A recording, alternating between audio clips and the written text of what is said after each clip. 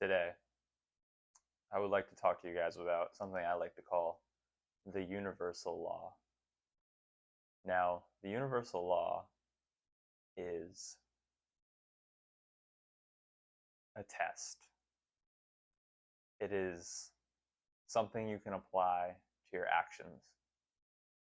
Say you walk by a piece of trash on the ground and you think to yourself, what would the world look like if everybody walked by all the trash? There's people who go out and deliberately pick up trash. What if no one did that? There's people who just see trash and pick it up, and there'd be none of that. And there's people who just walk by trash and never pick it up and never really even bat an eye. And imagine if when you do that, that's what the whole world did. No more people went out of their way to pick up trash. The world would be a lot dirtier. And I think we can all agree that that's not good. I mean, I don't think you need to be an environmentalist to agree that less trash on the ground is a good thing. So that's one way. That's basically how you apply the law. What if the action I was about to take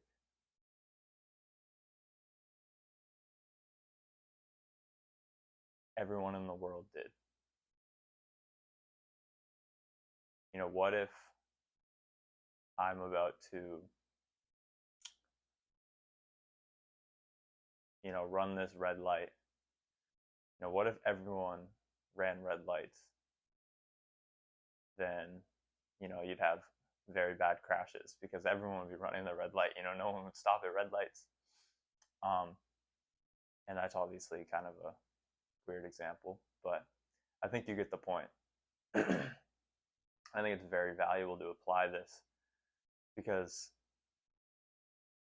if you apply the universal law to itself, and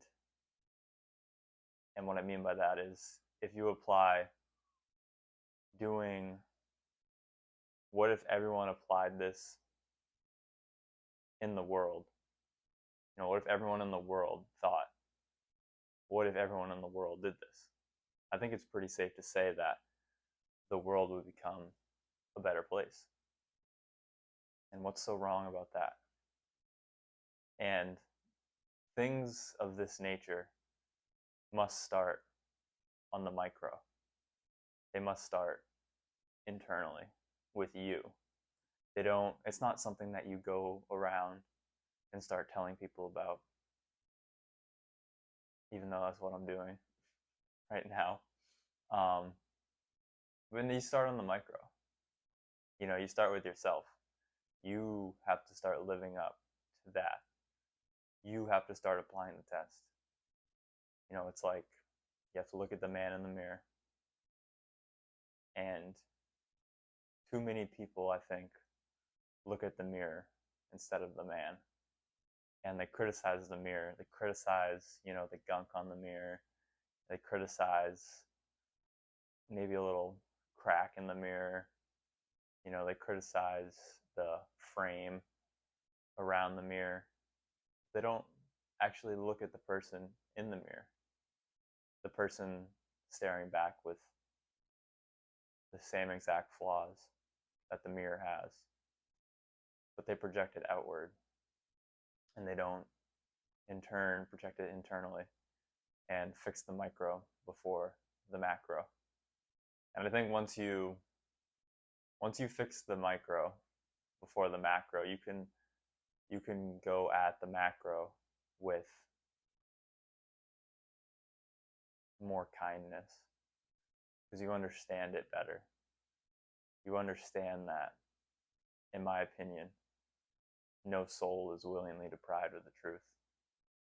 And this is a great way to deal with people because you really have no right to ever get mad at anybody if you come to the conclusion and agree that no soul is willingly deprived of the truth. because then you're really just getting mad at ignorance. And I believe ignorance does not deserve anger. How can you be mad at someone for being ignorant? They aren't willingly ignorant. No, you don't go around and ask somebody, "Hey, do you want to be ignorant?" No one says yes. You know what I mean? Nobody wants to be ignorant. I mean, I know there's like ignorance is bliss, which to me is, it's true in some ways, but it's not as bliss as wisdom or knowledge. And if you think so, if you think ignorance is more bliss than wisdom, then you've only dipped your foot in. You know, it's like Jordan Peterson says, um, you know, you start out as being naive, and that's ignorance. You know, you start out being naive, you start being ignorant, and then you turn cynical. And then the people that believe ignorance is bliss are cynical. But if you go one step forward, then you get to wisdom. And those people don't think ignorance is bliss. And they don't think being cynical is bliss. And they realize that being cynical was really better than being ignorant. Because at least when they became cynical, they were on the path to wisdom. And they were on the path to betterment. And they were on the path to understanding. But when you're ignorant, you're just ignorant. I mean, do you really think that ignorance is better than wisdom, or rationality better than irrationality? I don't think you do. So I think if you think ignorance is bliss, then you're in that middle stage of being cynical. And you can either advance or you can stay cynical, which I don't think is the good alternative. But you can never go back to being ignorant because you've seen the other side. You can't be ignorant again. Once you lose being naive, you can't go back to being naive. That's not how it works. But yeah, like I was saying, you need to apply the universal law to itself. And I think the world will become a lot better of a place in doing that.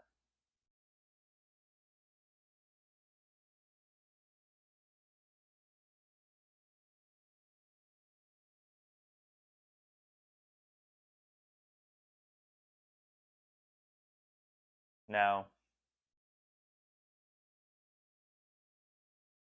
I've had that idea for a little while now of, you know, applying what you do on a worldly scale. You know, I call it the universal law, but it's really a world scale. But I guess it could be universal. But you know, I think about it more on what if everyone on the earth did this, not if what if everyone in the universe did this. And I've thought about that for quite a while. And then recently, I was watching some videos on Immanuel Kant, and I realized Immanuel Kant came up with this same conclusion. And it's been a while now since I've seen those videos, and I kind of forget, but I think Immanuel Kant more or less said basically the same thing. And that if everyone on the micro level applied it, then the world would be a better place.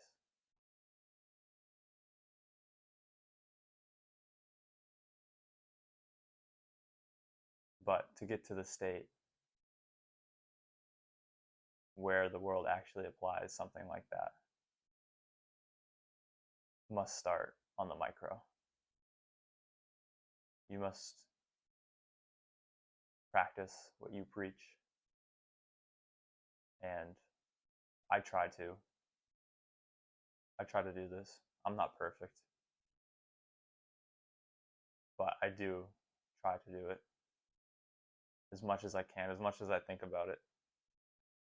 And I think it helps. So I challenge you to start applying the universal law.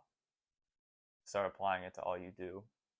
Just think, if I partake in this action, what would the world look like if everybody partook in this action? What would humanity look like if everyone started doing this? Would it start crumbling, or would it start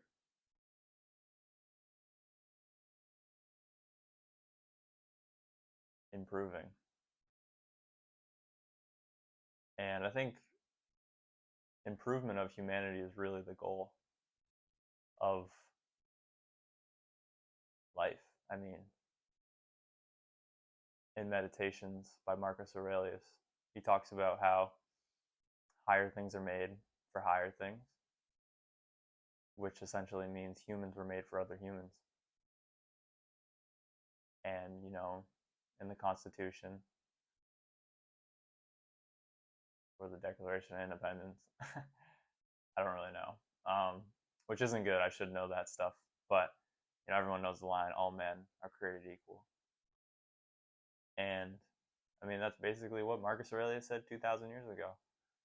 And what a lot of philosophers said thousands of years ago, that everyone is created equal. Musonius Rufus, Epictetus's teacher, is known for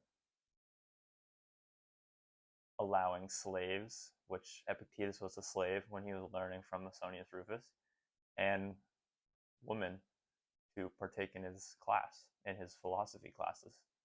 And he said, philosophy knows no genders. Now, I think that's beautiful and true. It's like philosophy knows no status. Arguably the two greatest, maybe not greatest, but the two most known Stoics, Marcus Aurelius and Epictetus, were in two completely different shoes. One, a slave. One, a chosen child to be raised as emperor. Marcus Aurelius was a teenager when Hadrian decided that he would become emperor after Antonius, because Marcus Aurelius wasn't of age yet. So while that happened to Marcus Aurelius, Epictetus was a slave as a boy, a young boy. But through philosophy and through virtue, today we look at them in similar lights as two profoundly simple and simply profound characters, two wise Stoics, two who never published a book, and we were only blessed by their teachings because of a student in Epictetus's case, and people who preserved Marcus Aurelius's journal. The only reason we have these two Stoics' piece of work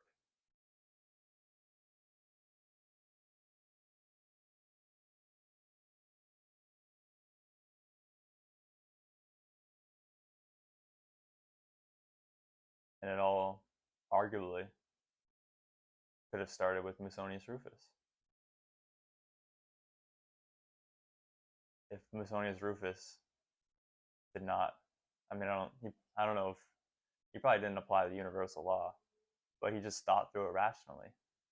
And he said, how can philosophy know a gender? It doesn't. Virtue knows no gender. Virtue knows no status. Virtue knows nothing other than virtue. And humans were put here with the ability to practice virtue, whether you're man, girl, slave, or king. So Musonius Rufus didn't care, and he was exiled, and he taught Epictetus. And Marcus Aurelius doesn't formally thank Epictetus in Meditations, but he thanks his teacher who gave him a copy of Epictetus because of how profound it had on him, because of how profound of an impact it had on him. And Marcus Aurelius quotes Epictetus in Meditations. A slave, a former slave, I think in Rome, back in those days, at 30 years old, you were granted freedom. You were granted freedom. So when Epictetus became free, he became a philosophy teacher, and he taught other. I think Hadrian, the man who chose Marcus Aurelius to be emperor, attended Epictetus's classes. So I mean, it all goes back in such a weird way. Without a man like Musonius Rufus not discriminating, essentially,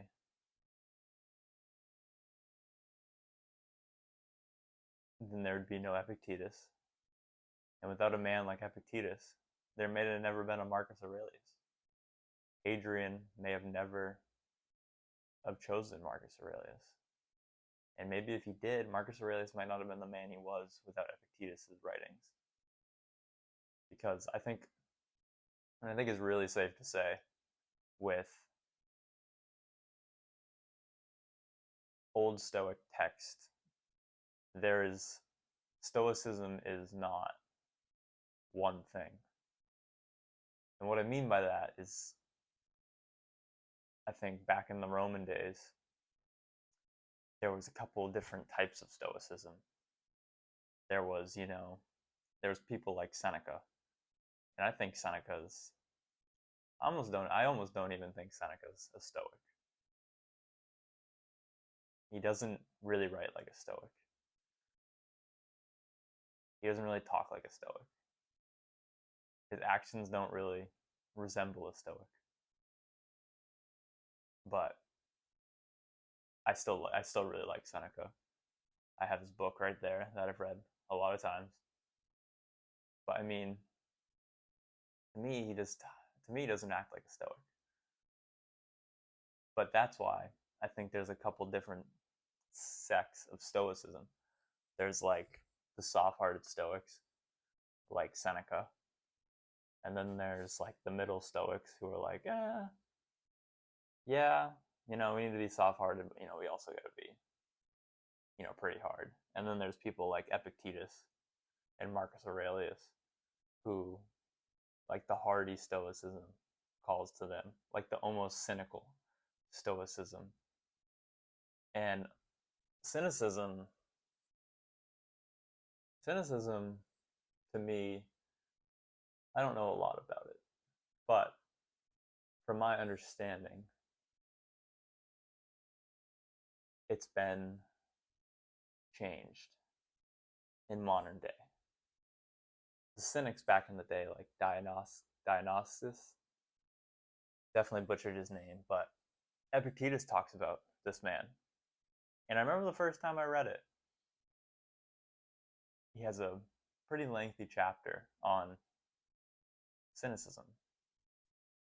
And he says, and I had a preconceived notion of cynicism. So I thought, okay, Epictetus, this guy who's just talking about like profound virtue and being a good human being, and kindness, all these things is gonna, he's gonna put cynicism to the ground. But he praises it. In my eyes, in that chapter, he praises cynicism. And he says, before you go and practice cynicism, make sure you truly evaluate it. Because you were truly, I think he says you're going to be living more as a god than a man. And you're going to renounce all your earthly possessions. Like the cynics back in the day, I don't think were these people who walked around saying, like today, people who are considered cynical are just like, world sucks, everything doesn't matter. no one matters, everyone sucks. Back in the day, they deliberately shunned material. They lived homeless. They didn't let externals bother them. They were basically just like hardy stoics. I mean, in a sense, from my understanding of OG, of old fashioned cynicism, they're just really hardy stoics. And I think it got flip flopped today because Epictetus also says in that something along the lines of, what does he say? It's like if you're a cynic, then you need to prepare to, like, basically be a holy man. Basically, whatever happens, praise God for it. If you end up in a ditch one night, if you end up getting spit on, praise God, because, yeah, like that's what an OG cynic was to me, in my understanding of it. And I could be completely wrong, but to me, cynicism has changed, and it's not what it used to be. But that doesn't have much to do with the universal law.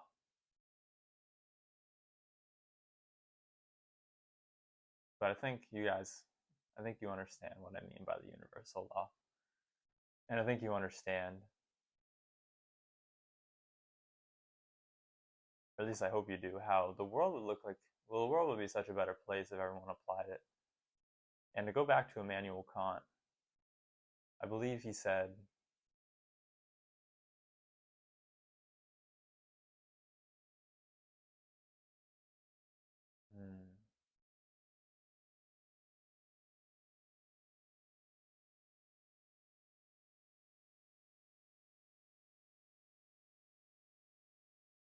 I don't remember, but essentially, oh yeah, I forget the wording exactly, but I mean, I think it's something along the lines of, if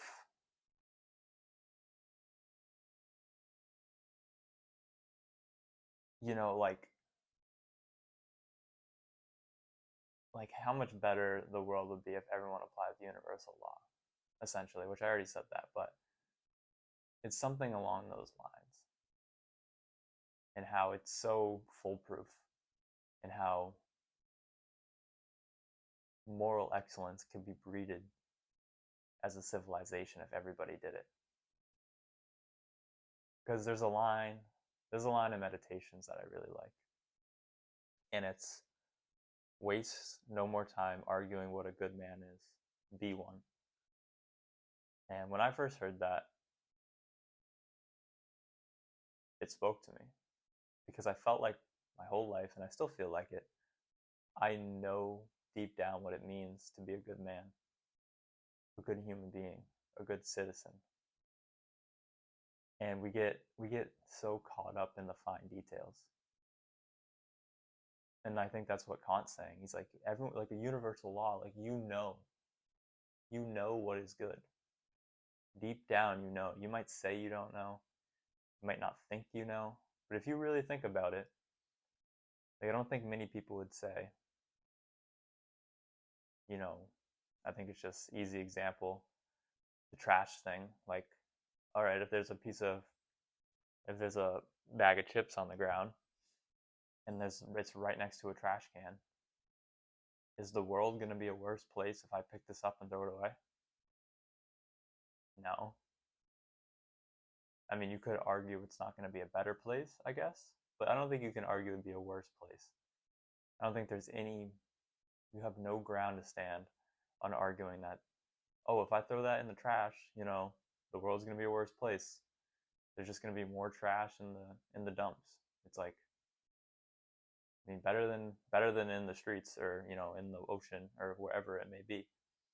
I mean, there's literally a trash island in the ocean, and if you guys have never heard of that, you should look that up, because that's pretty crazy. And I don't know why no one talks about that. Or maybe I'm just out of the loop because I heard about that one day and I was like, what? No way. But yeah, there's like a whole trash island that's just floating and nobody does anything about it. Very weird to me. Um, I'm not on social media, so I don't know if like everyone knows about this and I just live under a rock, or if nobody knows about this and I just got lucky hearing about it. But I think everyone, like I said, like Marcus Aurelius says, I think I know what it means to be a good man. And I think if you sit there and say, well, what does that mean? What does a good man mean? Then you're doing exactly what Marcus Aurelius is telling himself not to do.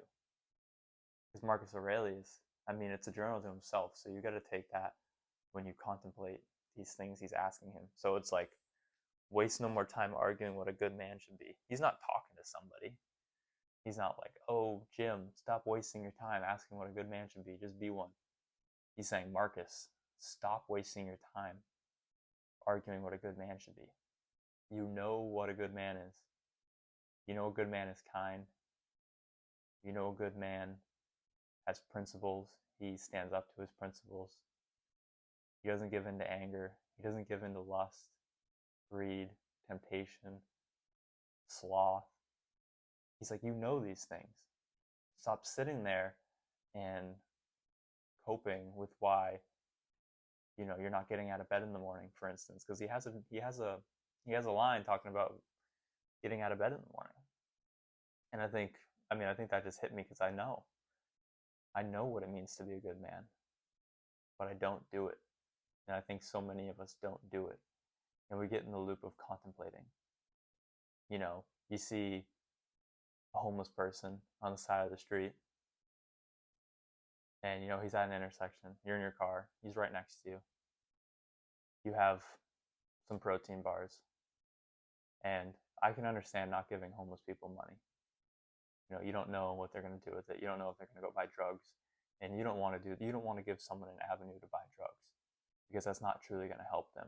So I can understand not giving them money, but giving them food. I mean, I guess they could trade for money, but one way or another, a homeless person who actually wants food is probably going to end up eating that. Even if that homeless person goes and trades it to another homeless person for money, and the homeless person you ended up giving that food to traded your food for money to get drugs, that food went to another homeless person who literally just traded money for it. So he clearly just wants food. He doesn't want drugs. So one way or another, that food will go to a good place. But then, you sit there in traffic and you think, oh, I could give him some food, but I mean, man, I'm trying to save up, I'm trying to buy a house, I'm trying to go on a trip, I'm trying to do this, I'm trying to do that. I got to look out for me. I mean, I'm sure this guy he didn't get lucky to be in this situation, but I'm sure he made some bad mistakes that I wouldn't do. I've never done cocaine. Like, this guy's probably done cocaine. He's probably done meth. He's probably, burned all of his bridges. And then you rationalize your animalistic, savage behavior. And then before you know it, the light's green, and you're like, oh, well, now I can't give it to him. And then you roll away, and you forget about it. And that's speaking from experience. Like I've said many times, most all these videos, I just speak from what I believe in my experience, and I project it outwardly. But anything I ever say, you can project it back to myself, because it's coming from my mind. It's coming from somewhere. Like picking up trash. Why do you think I use that example 3 times? Because I walk by trash, and sometimes I pick it up, and sometimes I don't, and sometimes I feel like a shitbag, and sometimes I feel like a good person. Sometimes I give homeless people food, sometimes I don't. And when I don't feel better about myself. I don't. I rationalize it in my head, but it doesn't stand up to the universal law. What if no one gave homeless people food? Like Marcus Aurelius said, higher things are here for higher things, higher beings for higher beings, humans for humans. I mean, I'm very lucky to be born in America to a good family, to a loving family. I'm very privileged. And I'm sure there's a lot of homeless people out there that were born into drugs, drugs, no love, debt, and all these things. And is that really their fault? Am I really such a good, virtuous person because all the things that happened to me outside of my control happened? I don't believe so. So I think it's pretty easy to know what a good man would do. And I think we initially, most of the time, know what a good man would do. So beware of coping and rationalizing your animalistic instincts. You know, you're giving into greed, you're giving into lust, you're giving into sloth, envy, wrath. Beware of giving into all these things.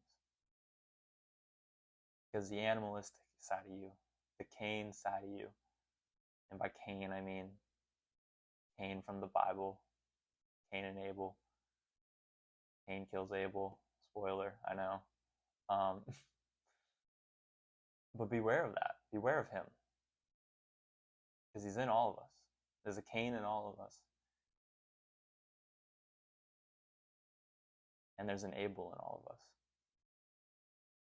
And I think they're in constant battle. And whoever you feed will win. If you feed Abel, he will beat Cain. If you feed Cain,